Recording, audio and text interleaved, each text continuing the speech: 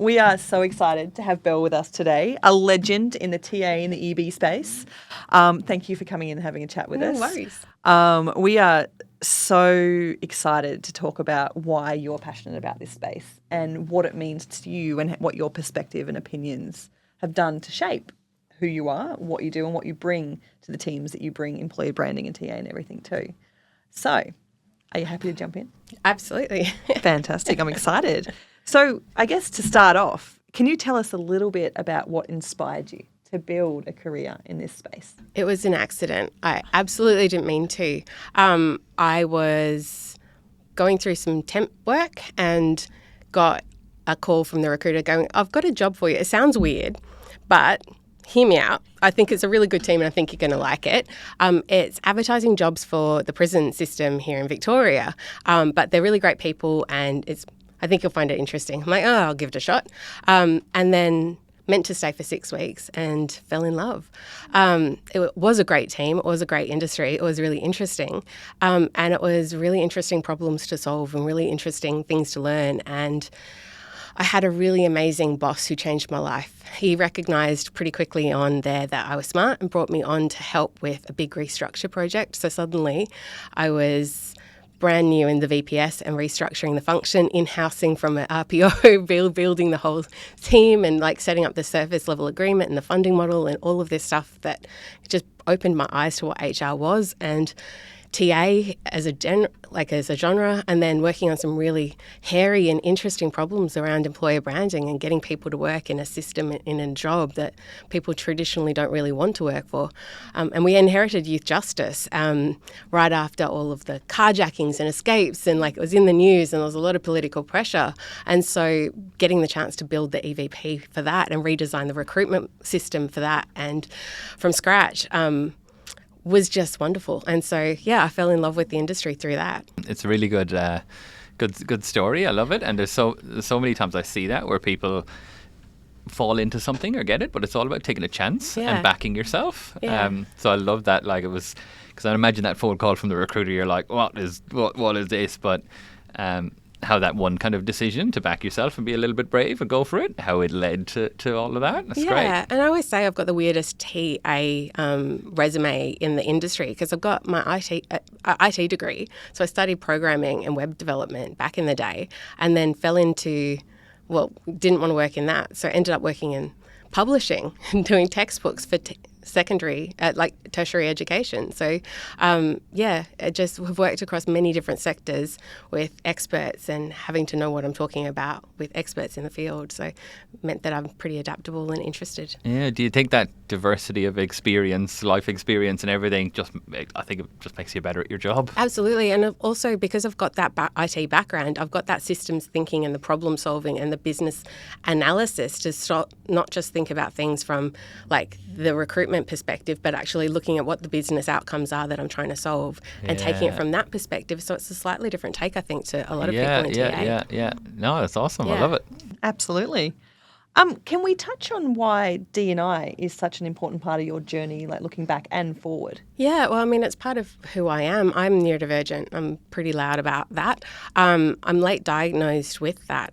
But I've struggled with anxiety and depression and all sorts of other kind of mental conditions prior to that, largely because of the undiagnosed neurodivergency. And so I know for myself how much of a difference it makes and has made for me working in a place where I feel really supported and have great managers and am able to be myself and bring my whole self to work and not have to try and hide the parts of myself that are struggling versus when I'm expected to show up in a particular way that doesn't feel natural and I have to spend a lot more effort to do that. And then I've struggled with my job because I'm spending so much effort trying to show up in a way that isn't authentic for me. So for me, it's personal because I know how much my mental health spirals as a result of that and how much better I am at my job when I can be myself. And besides that, like I have a niece who's got was born with a birth defect, so she's missing a thigh bone. So one leg is half the leg, the length of the other one, and uses prosthetics. And, I want to see a world where people aren't struggling to find work because of differences when I know that with the right supports, these people are your greatest assets and allies and most enthusiastic employees, and how little it takes to actually be able to support someone and the impact it has on them. Yeah. Thanks for sharing that. And I was going to say, I'm sorry you've had that experience, but I'm actually really happy that you've had the experience, that you've been able, you've got a diagnosis, and by the sounds of it, really supportive managers. And support. So it sounds weird saying I'm not. I'm actually really happy you're in a good space, and like you're so strong coming out from that. Yeah, and I've definitely had experiences where I haven't thrived at work, and so now I'm further along in my career, and I've had enough experience and perspective to know that it's not a me thing. It's not that I'm bad at my job. It's not that I'm incapable. It's that I wasn't a good fit for that situation. And so I start to know red flags when I'm looking for new work or looking for places to work for. I can tell better where I'm not going to be a good fit for them. And they're not going to get the best out of me, but I'm not going to get the best out of myself and thrive there too. Yeah. Sorry to interrupt. I find it really interesting. My son is neurodivergent. He has autism and ADHD. And working in a workplace that respects and acknowledges that as a mum has made a huge difference for me, because they know that last minute changes of scheduling and everything, that it's not always possible with how our family has to function. So I think it's really wonderful when that understanding and appreciation for neurodiversity cascades as well out, and that appreciation is beyond just... Yeah. Like most things, like when something is accessible for, the person that was designed for, it actually is more accessible for everyone. Like I saw something the other day, apparently an electric toothbrush was designed for people with mobility issues. But how useful is that, right? Yeah. So good design is good design. Yeah, we were talking earlier around in employer branding more broadly, the importance of just understanding the people you're trying to reach in there. And that's the same no matter who they are or what they are, what they bring to the table and what have you. How do you think employer branding as an industry, if you like, or a sector, how do you think they do with D&I? Do you think they're in terms of them considering and understanding diverse people?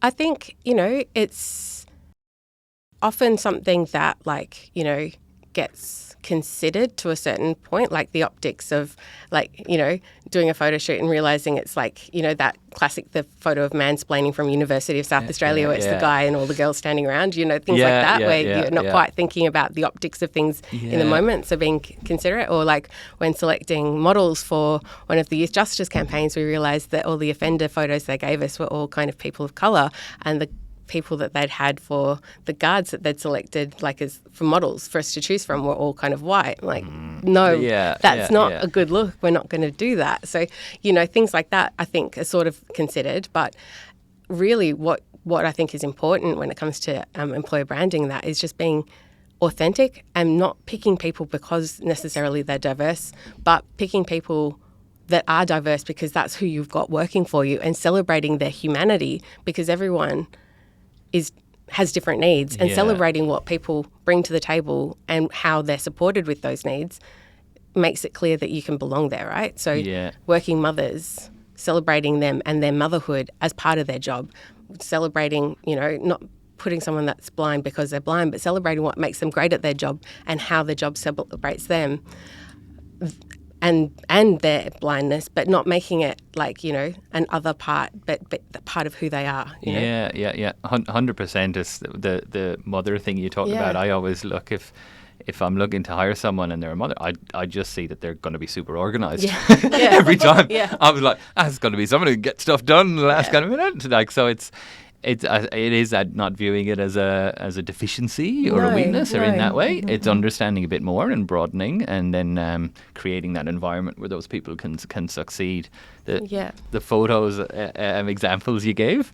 Had an example recently with a photographer on a shoot, and they were, line up and putting everyone there, and it clicked with me. They were really viewing it as the lines and the evenness. So often then you do get the guys at the back. And the women at the front in there. And I was like, no, that doesn't look good. Can't do that. That's not right. And it's also that importance of, having someone who can look at that from that employer branding lens and view, but also having that expert photographer, videographer, whatever it might be, being able to bring their tech expertise. And it's how they work together. Yeah, for sure. I guess I'm curious in a nutshell, and we have touched on this, but I'd like to circle back. I guess, what is D&I and what can't it be? Like, what should it definitely not be? DEI is essentially, to me, just recognising and celebrating that people are people, and trying to make sure that we're removing barriers that are stopping people from being able to participate or enter jobs or show up as their best selves at work, and forcing them into a narrow stereotype, where they have to present themselves in a certain way to be seen as professional and get ahead. So it's making sure we've got as broad a range of experience in people's voices and perspectives to get better decisions and better outcomes, instead of just picking the same people cloned multiple times. You just get so much better outcomes from everything by being as broad as you can. I think one of the challenges I see and come across is very often there'll be the stories and people and content for, I don't know, the engineers you want to attract for that engineering company or something like that, and then they go, and then we'll do the D&I bit. So we want, First Nations, gender. So then there's the piece of like, you're the female engineer and content, and it's like, why can't they just be a really excellent engineer? Yeah. And if they want to talk about that part of their life, great. But if they don't, why not just focus on being an awesome engineer? And we only want people that have these exact qualifications from these exact schools, because otherwise they're not going to fit in here. But by doing that, you're locked into the same ways of thinking and learning. So you miss out on the glaringly obvious things that come from having worked in different industries and worked across different sectors and, seen other things and go, hang on, why don't we apply this thinking from this to this problem, which hadn't been thought of because everyone else had done the same courses with the same lecturers with the same classmates for generations, Yeah, there's a big piece of that. I see big focus in the UK on it, of socio-economic diversity. So you'll see grad programs now where you don't need a graduate degree. Yeah. You can actually go through and apply for these, and if you demonstrate that you have those fundamental skills that you do need to be successful in there, well then great, you can actually do, because just going, well, our graduate program, well, they're graduates, so they must have a degree. You, as you say, you're gathering and collecting and attracting a group of people who might all think the same way or certainly have the same training and the same education in there. And that misses a gap and opportunity. And you actually see that in salaries too. Like some professions, for instance, come from publishing.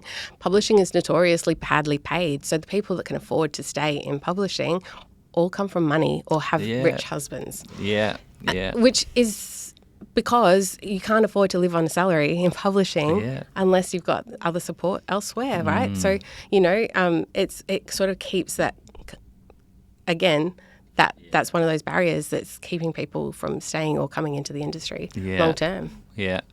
One of my favourite questions to ask when we do discovery and we talk to groups of employees around their work experience and everything, and one of my favourites is the D&I question, if you like, but I don't ask it in that specific way. It's really kind of veiled in that it's can anyone succeed and thrive at this organisation, no matter who they are?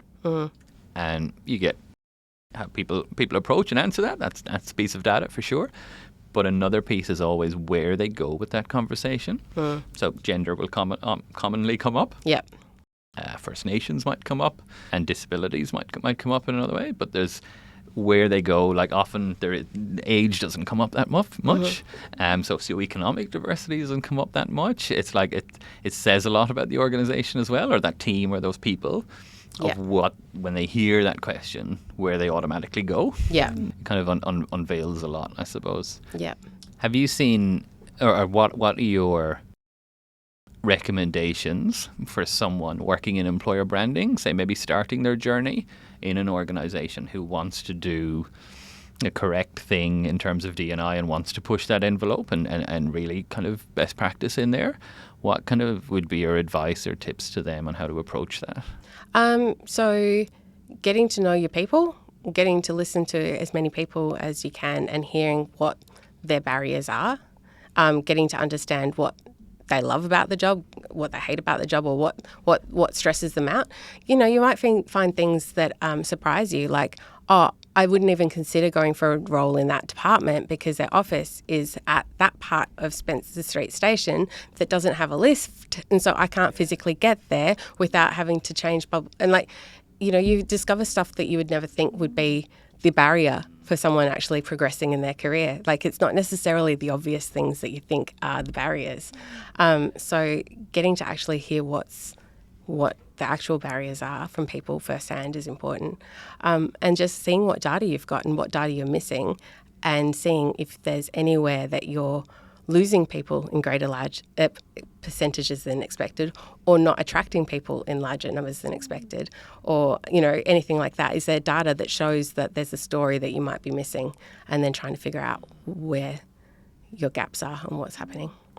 So I'm trying to interpret that as well. Not trying to, I am interpreting that, and thinking of a new EB strategist or someone in that space. And it doesn't have to be super formal, does it? It can be sitting down for a coffee. Yeah. It can be just water cooler chat, people in the hallways. It's just very human, just what you said, listening, Which is but the heart listening of to AVP, understand. right? It's just trying to understand your people and getting to understand what motivates them and drives them.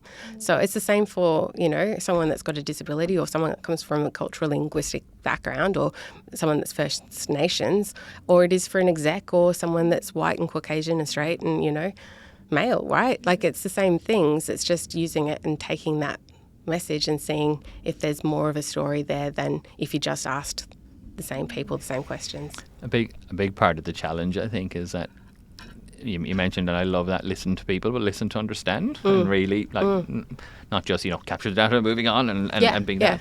But we don't have, or we don't create space in our organisations, in our work life, to have that. One of the most common, I had it yesterday at a session we were doing with an organisation, and someone stayed back afterwards and they were like, that was actually really nice, it was really cathartic. And they're going through a bit of a change, and we hear that again and again, and it's just like, just the space to have a session where we can actually just talk of this and reflect. I see so much kind of value in that process of going through that. And like, someone might go, I have the worst job and it's so hard and it's tough. But when you sit in a room with 8 other people and they explain like the challenges of their roles and what's happening in there, you kind of go like, oh yeah, actually I have it quite good. I might be down. But it creates a bit of safety, or at least opens the door for safety, if you like. And like, you know, I mean, because we did so many sessions with you guys when we did our EVP, and they were incredible. And like, I've seen all the data from our engagement surveys, and we asked similar questions in the engagement surveys, but having that time to actually unpack. So instead of saying, oh, well, what frustrates you about the job? And we know that work processes and systems comes up a lot for us. But what that actually means by like digging into it and getting people to actually unbreak that in that session and say, well, this is why it's frustrating, and not just assuming that you know that means that it means this, and actually it might be something completely different. But having that space to actually talk about it and open it up and feel like you're being heard, it matters. I had an example at an organisation. This is a second-hand story, so it's not my story, but it's a good one. And it was a person who'd applied for a role there in a wheelchair. And she was like, I'd applied for so many jobs and couldn't get a job and whatever. And she was really, really qualified as well. It was ideal. And she talked about this organisation she applied for, and she'd gotten to interview, and she was like, great, this is the one, everything's fantastic. And really kind of built up to it. And the interview came up, and they reached out and said, and you know, can we make any accommodations and everything? They're doing all the kind of right things. And she was like, well, I'm in a wheelchair, so I need access. No problem, yeah, it's easy access, and we're all a very accessible building, and that was fine. She turned up on the day.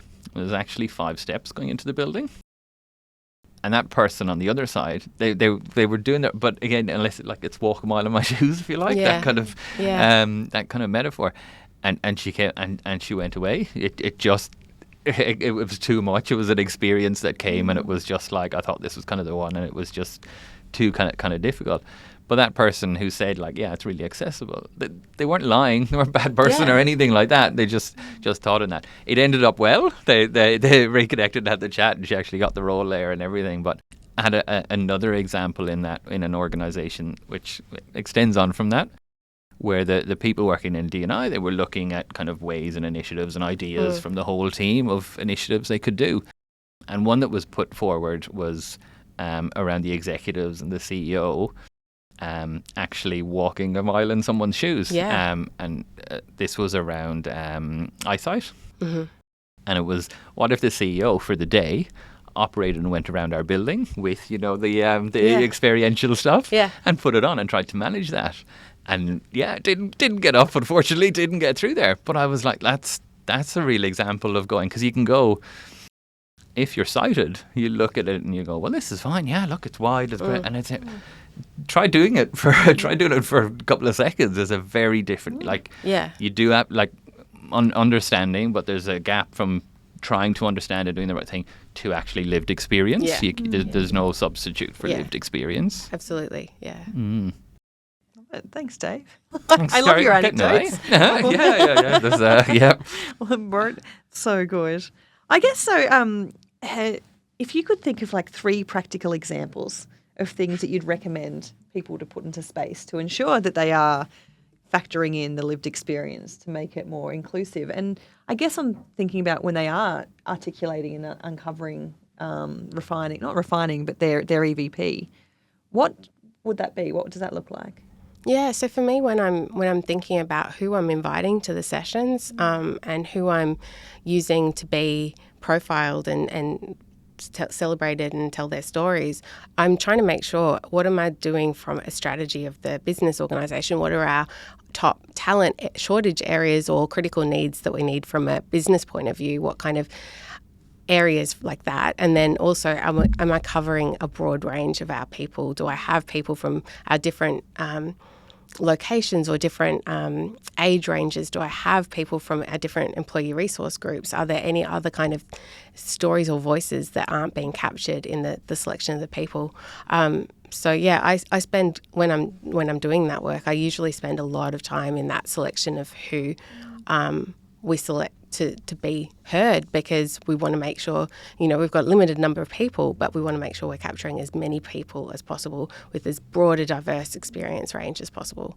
So being really considered about who you're speaking to and getting as many voices as broadly as possible. That's key, I think. Yeah. Is that 3 examples? Sorry, I was like, no. 3 examples. Sorry, give it on that. Yes, is there anything else as well? Sorry. No, you're right. I forgot the Through question. me. Yeah.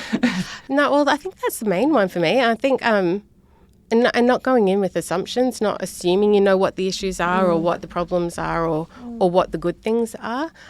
So genuinely listening and genuinely letting people be honest. Like when I approached our First Nations group, I made sure to say that we're not asking you to come and just say positive things. I want you to come and be honest. I want you to talk about the things that you struggle with, and I want to talk about the things that you celebrate. I want to hear your story. I'm not asking you to come and just be sunny. I want you to bring your whole self and your whole experiences. Negative is fine, and we kind of want to be honest. So bringing that negativity, or not negativity, but like being honest about the stuff that hasn't been great, brings so much more worth to what you're saying. So I don't want you to kind of just be sunny and ignore all the stuff that's challenging. We want to hear that too. We want to make sure that we're capturing your authentic story. We're not asking you to promote or parrot things to make us look good. We want to hear your story. And isn't that powerful to really give people permission to take you into the weeds and to not be, as you're saying, sunny?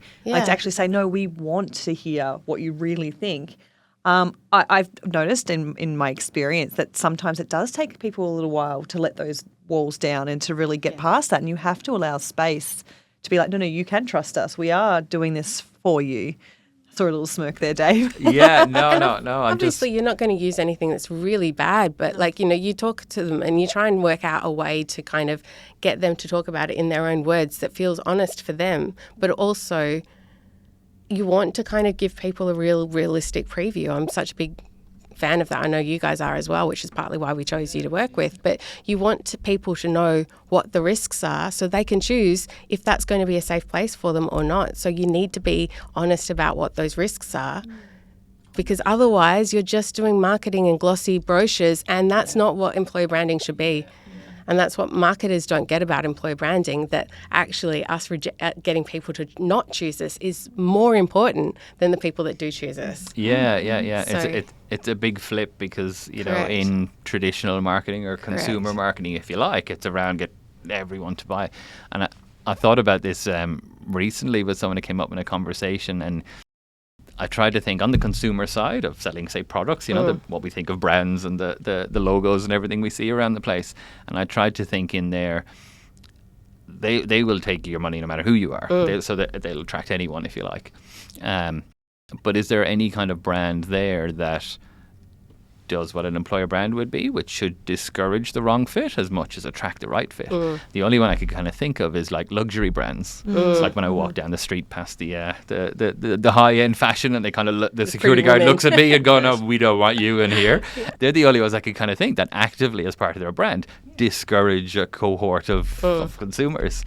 But an employer brand, it doesn't fit. I haven't worked it out yet, because an employer brand doesn't work for that, where you go, well, we're a luxury brand. Maybe it might for some organisations, for sure. But that's the only kind of one I come across. But your point around the good, we ask in our sessions, we ask people to share the good, the bad, the different, and everything in between. And it's so important, because, as you're saying, if the promise out to the world is something that's all glossy and inauthentic and fake and all of that, someone will believe that, and they'll come along. And as soon as you come in, it's like this.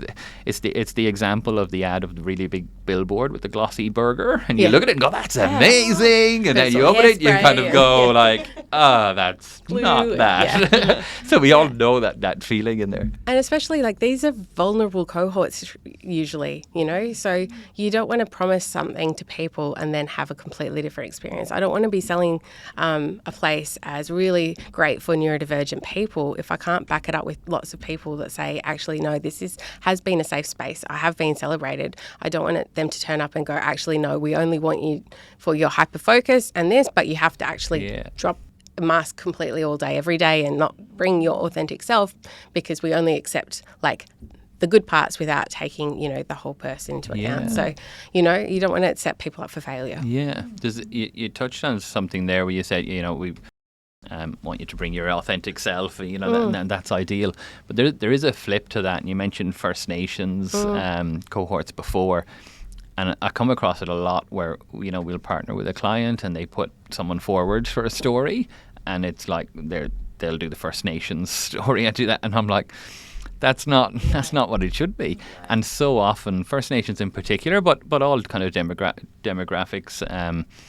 In terms of D&I, there's a cultural load and a thing, and you become the person who has to talk about that one part of who you are. It's only one.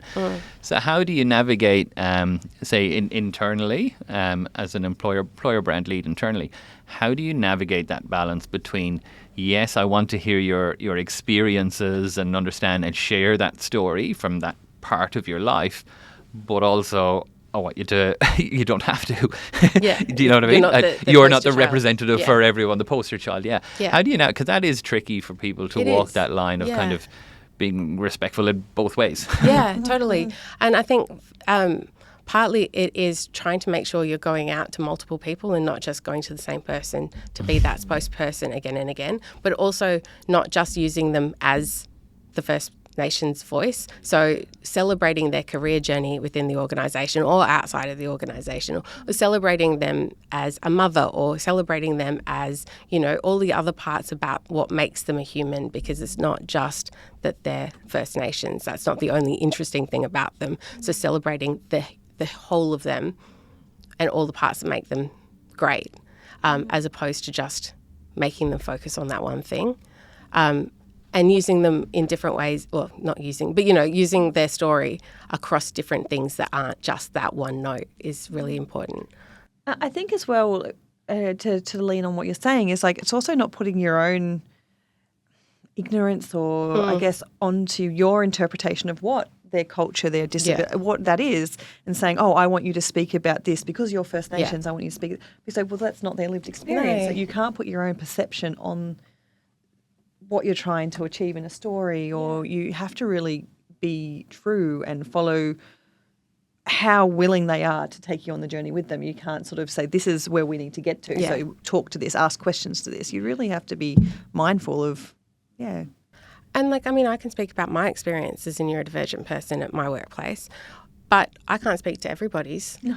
And so, if I was in a different team with a different manager, I'd have a completely different experience. So I'm not speaking on behalf of everybody, and not everybody experiences ADHD or autism or whatever it is the same way that I experience it. So their struggles might not be the same as my struggles or, So all I can do is say, this has been my experience and this is what I've seen while I've been here. But your experience may vary. 100%. I guess I would love to talk on, so because we had three sort of main themes that we wanted to touch on with you, but what does employer branding from a whole, what does that mean to you, I guess, like in the power and the importance of it, and not from necessarily a D&I space, but what can it do for an organisation?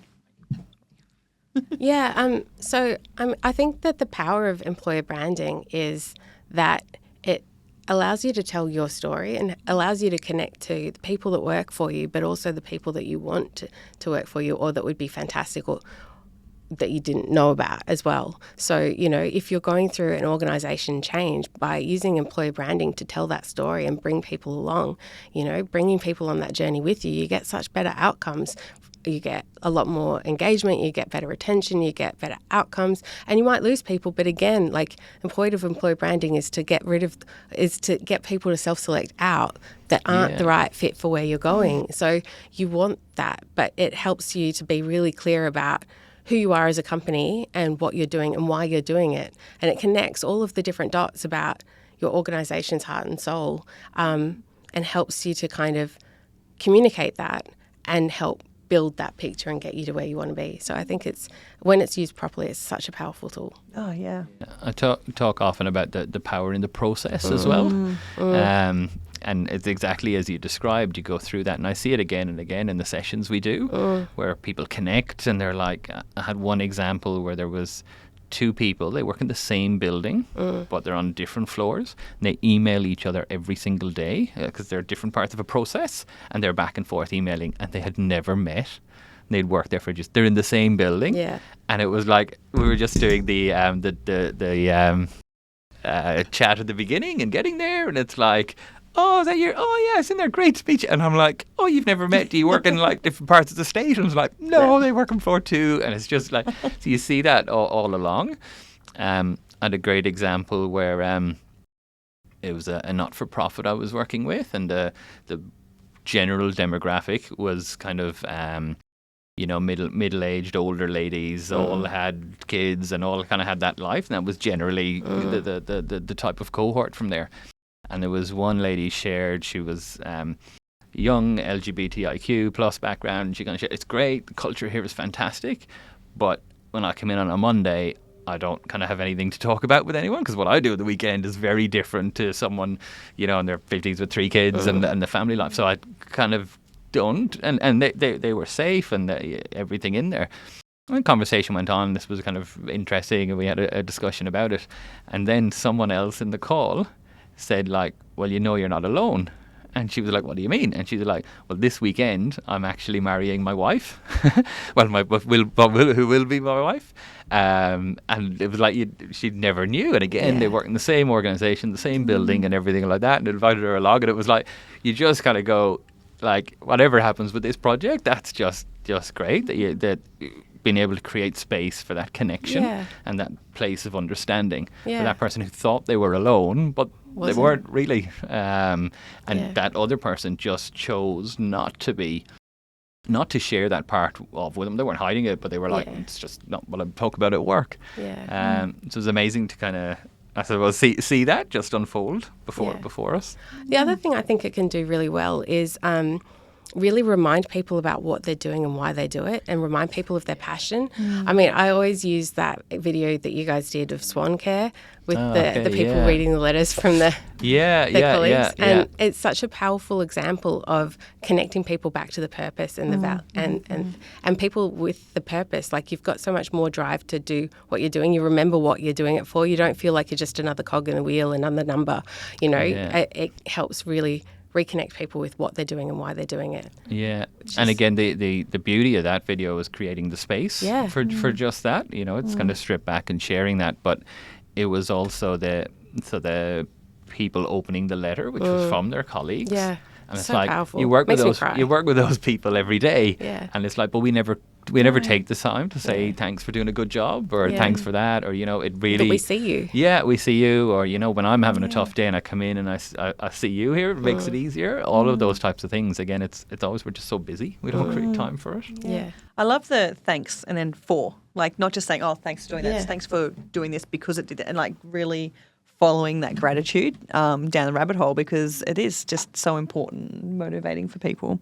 And so powerful when yeah. you're seen and you're acknowledged and you're valued for what you bring. Yeah. Yeah. Excellent. I'm going to do a little bit of a switch, a direction, I guess. Yep. But you have worked in so many different industries, sectors, that sort of thing. I guess I'm curious about the consistencies of employee brands across the different industries and what's very specific to certain industries. Like, have you seen, is there a shift? Is there not a shift? Like, what's the difference?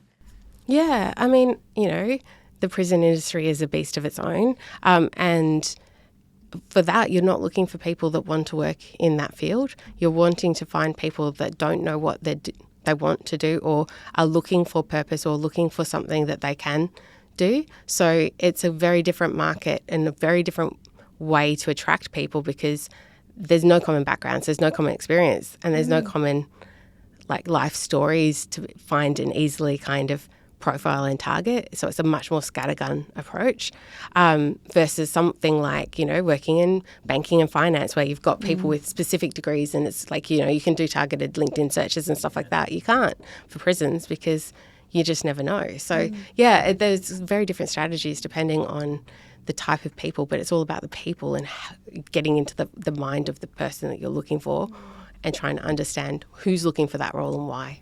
Yeah. It's a good point. There's that kind of assumption, well, you go do your training or your degree, and then that's it, and that's what you're going to be. But we know that that's not the world or the reality. Yeah. And there's probably more jobs where people have fallen into them. Yeah. Like me. we talk about, same as me, for sure. So there's probably more of those examples where people fall into a role than people who have that clear, real vision. I've always wanted to be this, and I'm always going to be this, and everything.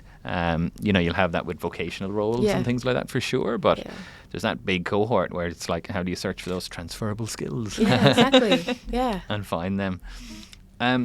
When we talk about the project, and again, we had great time kind of working together and going through that. It seems like ages ago now, but it's not that long. How did you find that experience? I'd love you to share what you found positive about that and what the challenges of that experience, because it was a big project. It was a huge project. Big undertaking. And none of the challenges... And you had a massive team around you to support you, of people in that, or... Yeah, well, that was the main challenge, that it was pretty much me, myself, and I did have a contractor that came on who was great to help me write some of the content for the career site, because, of course, me being me, I couldn't just put like a normal career site up. I put so much more information on there than I probably needed to, but it all felt like it was stuff that it came out through the work that we did, that people wanted to know or needed to know or was going to be important to them. So I wanted to make sure we had that space to cover it. But yeah, I mean, you guys were a dream. I'd been wanting to work with you guys for a long time. I've been watching you guys in the market for years prior to actually coming on board, and recommended you, and still do recommend you a lot to people.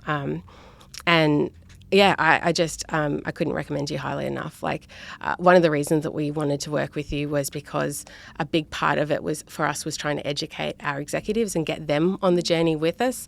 And I just know that there's no one that explains it and helps to cut through the noise to execs like Mark. He's so good at bringing complex and difficult and really technical things to life and making it make sense to those senior leader cohort. And so that was incredibly valuable for us. And then, you know, the work that you created was so exceptional. Like the people that we worked with, I can't rave about enough. Just incredible. And the quality of the story, you just absolutely cut through so much. I gave you so many documents to read. I gave you so much background information, so much briefing. And for you to take all of that and pull it together, and all the focus groups and all of the interviews that you did, and turn it into something that every time I showed it to probably 200 people across the business. You went on a journey then of really, like you did the hard yards after that. Really worked it across the business. And every person that I showed it to, their reaction was, yeah, yeah, that feels like us. That really captures everything I know about working here and everything I've heard about working here, and it feels really real. And to get something that's so broad but feels, yes, that's us, and have everyone immediately recognize it and understand what we were doing with it was incredible. Yeah, no, it's a testament to kind of your work as well, because I know it's not easy internally run an employer branding project. You know, it's rare that you're going to be in a big team, Yeah, you know, or maybe have in a big funding one, or have funding, and it's always that like you're trying to squeeze in time for it and trying to get the airtime. So I know that there's a serious amount of resilience. If I look at roles and stuff and I see someone who spent time in employer branding, I always go like, they're going to have a level of resilience and try to figure out different ways to approach things and everything. What would be your advice for someone, if there's someone listening now who's going, we're looking at an employer branding project or developing an EVP or developing our values? Two questions. So the first one, when do you think they should consider an external partner to support? And then the second part, what should they look for? What would be your advice to that person starting that journey of what to look for? I would always recommend using an external provider if possible. I think you get better results from more honesty from your people. They feel safer to be open and honest. So if you've got budget and can afford to, absolutely, I highly, highly, highly recommend every single time to do that. It's not always possible, but in that case, you know, you do what you can with what you got. But yeah, if you can, definitely get an external partner on board. And then get a senior leader to be part of the sponsor and part of that project group and be involved in it as early as possible, and have them get regular updates and really involved in that project so that they own it and they feel responsible for it and they feel that sense of urgency and they understand it and can then help get those roadblocks across the way as well. Yeah. That element of senior leadership is so important. Yeah.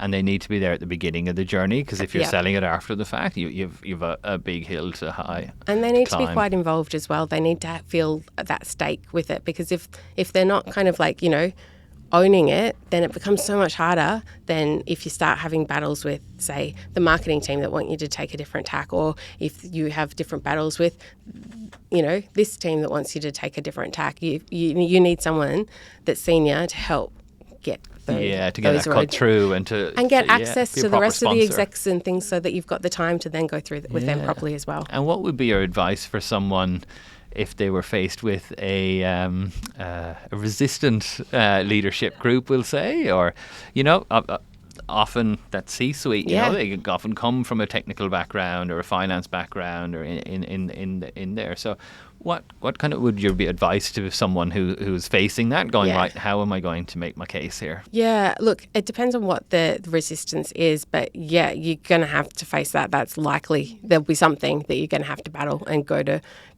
battle for. So picking your battles and working out which ones are the battles you can't afford to lose. So, for instance, you know, brand often have a different perspective, or might want you to pick up some of the language from consumer campaigns, but that might be completely right and same backgrounds and same research as the EVP, but different audience and different motivators and different drivers. And so that language might be the opposite of what you actually need for your people. So being able to say, this is why what you're proposing is inappropriate for this space, and being able to stick to your guns is important. So, and that negotiation, like, I can compromise on this, I can compromise on that, I can compromise on this I can't compromise on. It's so important, I think, that having the leaders in there, because again, we were talking earlier on, I see like an EVP as a business solution for a business problem, and it needs to be, you know, embedded with the strategy or part of that strategy. So if the senior leaders, senior levels of the organisation, they obviously have the visibility and the plan and the strategy in there, and for different reasons that may not be cascaded fully down. Maybe it's not the right time, or it's being developed or whatever. So if you develop an EVP without that visibility of where we're planning to go in the next 2, 3, 4, 5 years, whatever it might be, your EVP, you've just put a shelf life on it straight away. So that's that.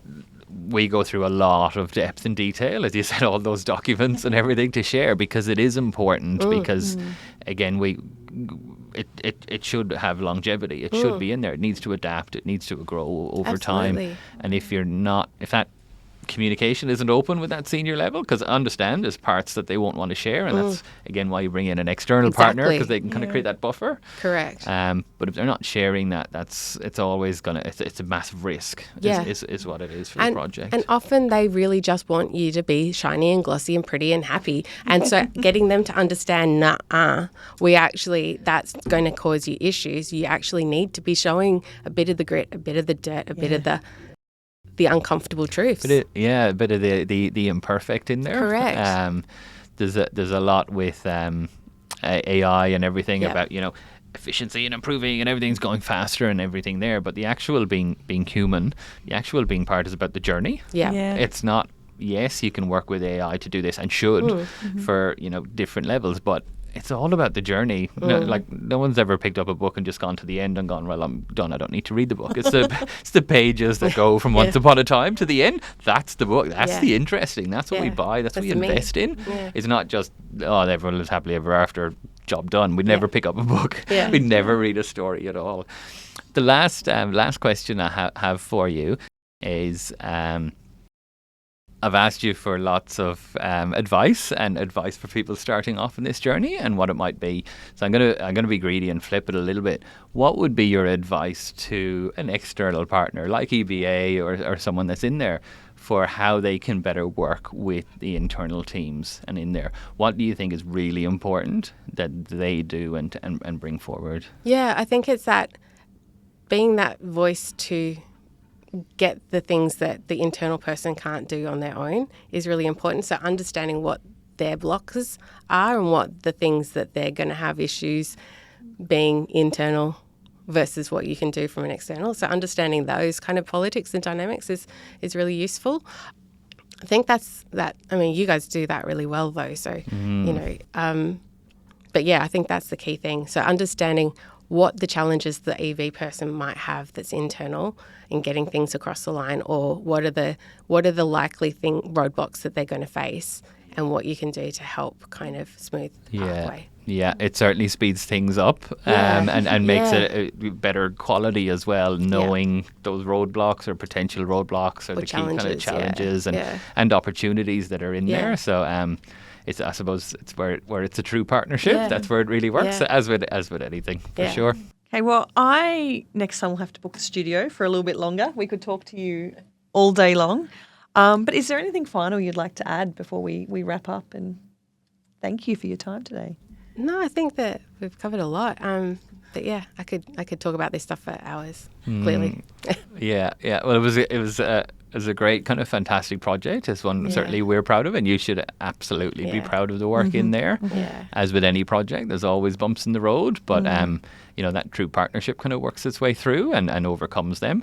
And again, that's where the interesting bit is, overcoming the challenge. It's the journey. But super. Thanks for your time. It's been awesome. Thank you. Thanks, Belle. Thank you.